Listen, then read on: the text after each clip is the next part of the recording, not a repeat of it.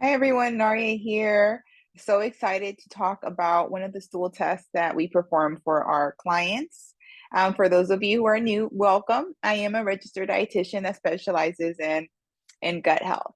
So today we are going to review one of the tests. I've been getting a lot of questions of what does it include, why is it important, and how is it going to change my life or my symptoms. So let's go over a recent report and I'll walk you through a few components that I focus on when working or discussing with my clients. So let me just share my screen.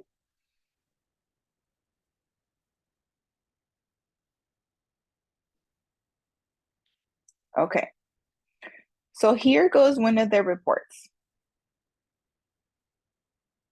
Now we're going to go right over here. This is kind of like the biggest summary that we want to go over. Now, when we're looking at the gut microbiome index, a number we're looking for is 32. So for the naked eye, you would see this 32 and think, oh my gosh, this is great. I'm at 32. I can just kind of hang out. But we want to look at where are we getting these points? Like, where is the 32 coming from? And that's where we have these little sections right here. You see the alpha, the beta, the rhizostome, and the pathogen area. So ideally, what we want to be here is at 8, at a level 8 each.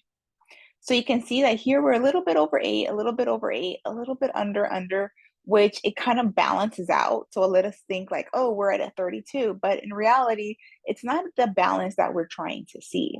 Why is this important? Each of these areas tells us a lot. It gives us a story of what's happening inside of the gut. The alpha lets us know who's in the gut, who's in the gut. The beta is how much is in the gut. How much is it? How similar are they to individuals in your area? So if you're in the United States, how similar is it to individuals with a healthy gut in the United States? Then the rhizostome, you can think of it as resistance. How resistant are the bacteria in your gut? And the pathogen, of course, like how strong are they able to fight off those pathogens? So for this particular client, her rhizostome, her pathogen control index, they were good, but the alpha diversity and the beta diversity was low. So we want to think, okay, it's low, but what's low? Specifically, which bacteria are low? Because the more research that we see, the more that we see that, okay, there's certain bacteria that are connected to certain conditions. Sometimes those conditions may be weight management problems. They could be problems with cholesterol levels. It could be problems with mental health. Maybe you're experiencing some depression, anxiety. Maybe you're experiencing something with skin problems, unregulated blood sugars. So we want to see who's there, who's not there, and what are their levels. Are they flourishing levels, or are they levels that should bring us some concern? And what should we do about it? Now let's go down a little bit here. Ketone species. These are guys that we want them to be happy and flourishing. Like I mentioned before, there are levels of high and low for the good and the bad, but if we see the good bacteria lower, that's going to be a bigger concern most times than when we see them high. So here you can see there's a good amount of keystone species that are out of range. So when we think about the levels on the top, so if we go back up here, the 7.95 and 7.15, we can think of, okay, this is kind of like where we need to focus on. We need to really help flourish these bacteria. So the ones on the low side, what can we do to help them flourish? And I know a lot of individuals like, all right, I'm just going to take a probiotic. That'll be fine. And in the long-term game, yeah, our goal should be to get most of our food through our probiotics through food. But it's okay to know that your body may need help. And during the time that your body needs help, it's okay to supplement. It usually is not a long-term thing, but with most individuals, it's just kind of like for a short period of time to help your body. Then you can gradually ease off. So for this individual, it's not just, oh, let's see what bacteria are low, let's see if there's probiotics and take those and have a nice life. It's we want to create a home for them. Because remember, when you're thinking about these bacteria, you don't just want to consume them blindly and then go about your day. You want to think about like Akkermansia. What does Akkermansia like? What kind of environment does it like? Because we want to not only have it in our gut, but want it to stay. We want Akkermansia to stay. We don't want it to just come and go, come and go, come and go, because we don't have a gut that is supporting a healthy environment for that bacteria. So we want to think, okay, Here we have Akkermansia the slow. What's going to help Akkermansia not only thrive, but want to stay? So what are we going to do in our lifestyle to do that? Because it's not always going to be just nutrition. There's so many more factors that we need to consider when we're thinking about how we're going to improve these guys. So these are some things that definitely take into consideration. Now over here, functions out of range. Now, if you've been following me on Instagram, you probably already know this, but then just to touch on this, what is the point, or what is a big goal of ours when we think about like prebiotics, fiber, probiotics, the bacteria? What's the goal there? The goal is for the postbiotics. The bacteria have a job, and their job is to make what's called postbiotics. So it could be the short chain fatty acids, it could be vitamins, and we want to know, are they doing this for our body? So when we think about certain deficiencies, it could be going back to the bacteria just being really low. So because they're really low, they're not producing that postbiotic. So then you have these deficiencies. So then you start to have brain fog. Then you start to have, deficiencies in these vitamins. So here briefly, again, this would be a section that we review with the client. Like, let's see, the acetate production is low, butyrate, which is really important short chain fatty acid. Lactate is low, vitamin B1, thiamine is low. What can we do? And then we want to see a little bit more. The histamine production is high. Like, what do we need to do to level all these numbers? And not just that, but what does this mean? What does this mean?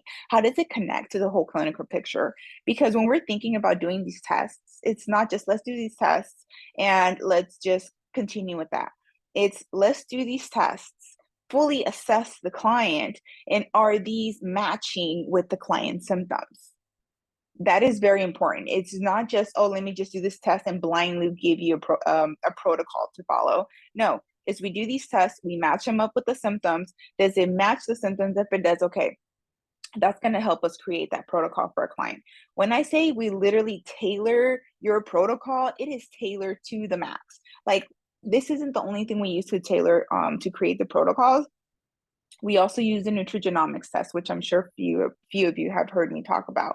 So we want to think, what are your genes saying about you? What is your gut telling us? And just remember, on a side note, just because the gene test lets us know that maybe you're at a high risk for insulin resistance, it doesn't mean it's going to happen. It just means that it will be easier for that individual to kind of switch that flip on versus someone who doesn't. Because the dictator of these things, of chronic health conditions, is going to come back to our lifestyle choices. What are we eating? Are we working out? Are we managing our stress? Like, are we having healthy sleeping patterns? These things that seem so boring and mundane, I'm telling you, are literally the key to these things. It's not those fancy diets or those crazy fad diets. It's none of that. It's just going really back to the basics of what does your body need. So with this, it's okay, let's connect it with that. After that, we want to see dysbiosis ratios out of range. So here we can see the balance here is out of range. So this would be something that we would definitely talk to our client about and let them know exactly what this means. Now, another section we go over, so I'm just going to go to the next section we really focus on, review all this. Sometimes this can be a little bit complicated, but it's something that is definitely helpful to review with the client, especially if they have questions. But specifically for this, they do a wonderful job at really educating. So here, the next one is, are any pathogens out of range? Sometimes yes, sometimes no. And remember, when we think about this, like E. coli, Candida, oh, it's present. It's supposed to be, right? So it's normal for you to have certain pathogens at certain levels.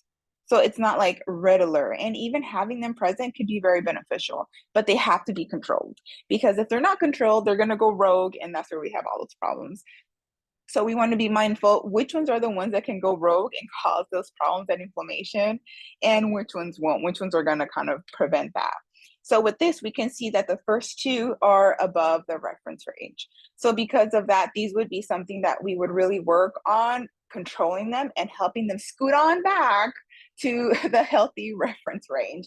And as you can see here, the E. coli, it's present, So again, it's pretty chill. It's fine. It's not taking over. I'm not going to worry about that here. But with the other two, we are going to take that in mind or consider that while we're creating that protocol. Now, let me stop the screen share. Okay. So that is a quick snapshot on what we review when we think about the stool test. The stool test tells us a lot. Is there inflammation? Are the bacteria creating those postbiotics? And how does it connect to your symptoms? Are you having bloating? Are you having inflammation? Do you have signs of SIBO, leaky gut? All that goes back to these guys. So we want to know what's happening inside your gut before we blind you prescribe random probiotics and random supplements. And sometimes supplements are needed, sometimes it is, sometimes more with others. It really depends on what's happening in the gut. Everyone has a unique situation, but if you're experiencing brain fog, fatigue, irritableness, anything with the digestive system, like that bloating, that gas, the diarrhea, the constipation, anything with the digestive system, it would highly benefit you to do one of these tests. Especially this test is absolutely amazing. I actually recently switched from, I used to do a GI map, which was great, but this one just provides such an in-depth picture that I personally love it. And I've learned a lot from it. My clients love it. They learn a lot from it. They go over all those notes that I showed you on there. So if you have any more questions, let me know. I'm planning to do a separate video on how the nutrigenomics test looks like. Okay, so till next time, have a wonderful day and talk soon. Bye.